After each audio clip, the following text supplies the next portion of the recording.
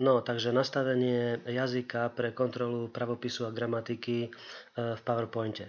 Takže keď kliknem do textu, tak vidím, že som v nejakom textovom bloku. Keď kliknem mimo textu, tak som v takom nejakom prázdne dokumentu. Keď som v tom prázdne, tak vidím, že jazyk je slovenčina.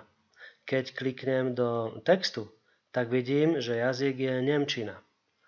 Keď teraz prepíšem tento text prekladom,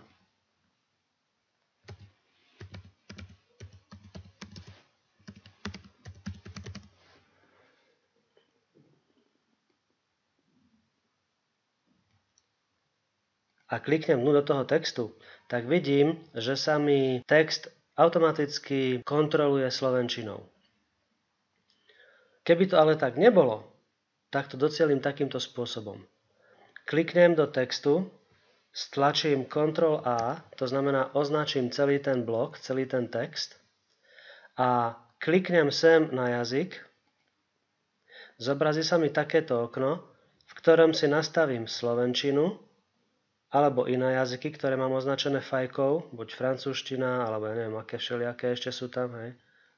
Nemčina, hej. Ale ja to chcem kontrolovať v slovenčine, no tak si nastavím slovenčinu a potvrdím OK.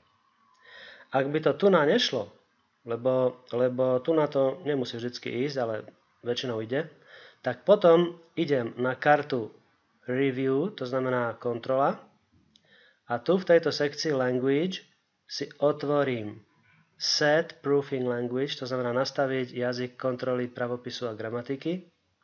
A to je to isté okno, ako keď som klikol tu na dole a nastavím si takisto slovenčinu alebo akýkoľvek iný jazyk, ktorý chcem kontrolovať. Potvrdím OK. Hotovo. Tento text mi teraz kontroluje slovenčinou.